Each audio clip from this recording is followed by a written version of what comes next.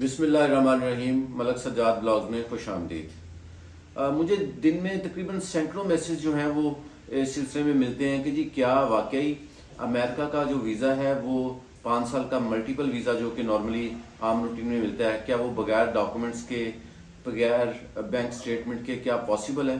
बहुत सारे लोग ये दिन में पूछते हैं और व्हाट्सएप पे तो बेशुमार लोग पूछते हैं।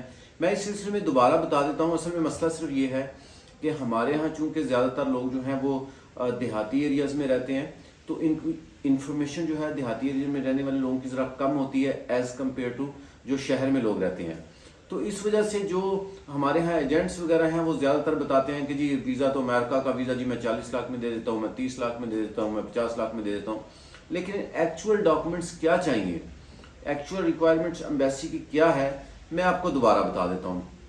अमेरिका का जो वीज़ा है ये आम रूटीन में जब भी मिलता है ये 5 साल का मल्टीपल वीज़ा होता है। यानी इसका मतलब ये है कि 5 साल के दौरान आप जब चाहें अमेरिका अपनी मर्जी से आ सकते हैं, जब चाहें आप जा सकते हैं। और एक वीज़े पे यानी एक दफ़ा आपने अगर अमेरिका में एंट्री की तो उसमें जो टाइम लिमिट है वो 6 मंथ की होती है कि 6 महीने के अंदर अंदर आपको फिर दोबारा एक बार एग्जिट करना होता है।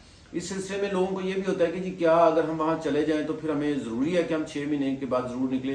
जी बिल्कुल, अगर तो आपने वहाँ अपने वीज़े को जॉब वीज़ा में कन्वर्ट कर लिया, आपको वहाँ पे कोई जॉब मिल गई है या किसी भी और तरीके से आपका कोई और सिलसिला असाइलम क्लेम हो गया है या आपका केस जो है वो एक्सेप्ट हो गया है या जॉब मिल गई, कोई भी और रीज़न है, तो फिर ज़रूरी नहीं है कि आप 6 महीने में आप जो है वो वापस आएँ। आप बिल्कुल वहाँ पे रह सकते हैं और अगर आपने ऐसा कुछ नहीं किया तो फिर 6 मंथ में एक मरतबा आपका निकलना ज़रूरी है, पहली बात।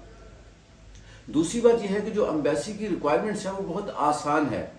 आसान से मुराद ये है कि जो बंदा अप्लाई करने वाला है वो आईडी कार्ड, पासपोर्ट और उसके पास प्रूफ ऑफ इनकम क्या है ये बताना ज़रूरी है, ये शो करना ज़रूरी नहीं है। मिसाल के तौर पर मैं किसी कंपनी में बैंक मैनेजर हूँ या मैं प्राइवेट कंपनी में मैनेजर हूँ या मैं सुपरवाइजर हूँ, तो अमेरिका ये कहता है आप हमें बता दें आप करते क्या हैं। प्रूफ देना ज़रूरी नहीं है, बैंक स्टेटमेंट देना ज़रूरी नहीं है, बैंक स्टेटमेंट का बैलेंस शो करना ज़रूरी नहीं है, प्रॉपर्टी शो करना ज़रूरी नहीं है, ये शो करना ज़रूरी नहीं है कि मेरी ट्रैवल हिस्ट्री कितनी लंबी है। ठीक है, इसमें बहुत सिंपल है। जिससे भी आप अप्लाई कर रहे हैं, हमसे करवा रहे हैं या किसी से भी करवा रहे हैं, आईडी कार्ड, पासपोर्ट, पेरेंट्स के आईडी कार्ड, ये 3 इंपॉर्टेंट डॉक्यूमेंट्स हैं। इसके अलावा अगर आपकी कोई क्वालिफिकेशन है तो आप बिल्कुल उनको, जो कंसल्टेंट है उनको बताएं कि जनाब मेरी ये क्वालिफिकेशन है, ये मेरी डिग्री है।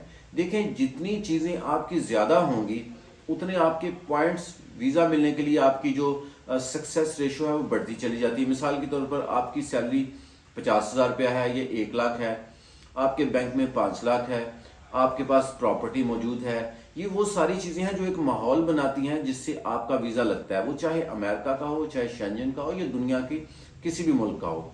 और अगर ये चीज़ें आपके पास नहीं हैं तो फिर आपका उतना वीज़ा लगने के चांसेस कम हो जाते हैं। लेकिन इसका मतलब हरगिज़ ये नहीं होता, मैं बार बार कहता हूँ कि अगर आपका बैंक बैलेंस बहुत ज़्यादा है, अगर आपके पास पैसे बहुत ज़्यादा हैं, आपकी जॉब बहुत अच्छी है और ये सारी चीज़ें मिला के आपके पास प्रॉपर्टी बड़ी है, तो आपको वीज़ा मिलने की गारंटी है। ऐसी कोई बात नहीं है। हमारे पास ऐसे भी लोग आते हैं जिनके करोड़ों रुपया अकाउंट्स में होते हैं बट वीज़ा रिफ्यूज़ हो जाता है। तो वीज़ा जो है वो आपके नसीब और लक के ऊपर भी जो है वो बहुत ज़्यादा इसका एक अमल दखल होता है। इसलिए मेरी रिक्वेस्ट ये है, अगर आप अमेरिका का वीज़ा अप्लाई करना चाहते हैं, हम अल्हम्दुलिल्लाह उसकी कंसल्टेंसी कर रहे हैं और अल्लाह का शुक्र है कि हमारी जो वीज़ा रेशो है वो बहुत अच्छी है। अगर आप इस सिलसिले में वीज़ा अप्लाई करना चाहते हैं तो जो डॉक्यूमेंट्स हैं वो मैं दोबारा बता देता हूँ। आईडी कार्ड, पासपोर्ट और पासपोर्ट के साथ साथ जो पेरेंट्स हैं उनके आईडी कार्ड, और अगर आपकी कोई तालीम है तो उसके बारे में आप हमें इंफॉर्मेशन दे दें। इसके साथ साथ जो सोशल मीडिया अकाउंट्स हैं वो बहुत ज़रूरी हैं, वो लोग नहीं बताते और उस वजह से वीज़ा रिजेक्ट हो जाता है। आपका फेसबुक पे आईडी किस तरह का है, नॉर्मली हमारे यहाँ नौजवान जो है वो ये भी करते हैं कि अपना नाम कुछ और होता है और फेसबुक का आईडी किसी और नाम से बनाया होता है, टिकटॉक आईडी और नाम से बनाया होता है, तो फिर वो बताते नहीं है। लेकिन चूंकि एम्बेसी, जो अमेरिकन एम्बेसी है, उनकी इन्फॉर्मेशन बहुत ज़्यादा होती है, तो इसलिए जो भी इंफॉर्मेशन आपके पास मौजूद है, जो जिस नाम से भी अकाउंट आप यूज़ कर रहे हैं अपने मोबाइल पे, वो सोशल मीडिया अकाउंट्स भी आप ज़रूर बताएं। मेरा फेसबुक ये है, मेरा टिकटॉक ये है, ये जो भी मौजूद है।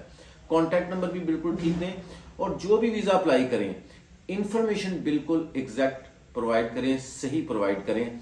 ये जो एजेंटों ने पकड़ के इंफॉर्मेशन कोई किसी का भाई बना देते हैं, कोई किसी का रिश्तेदार बना देते हैं, कोई किसी को कुछ कर देते हैं, बिजनेस कुछ होता है बता कुछ देते हैं।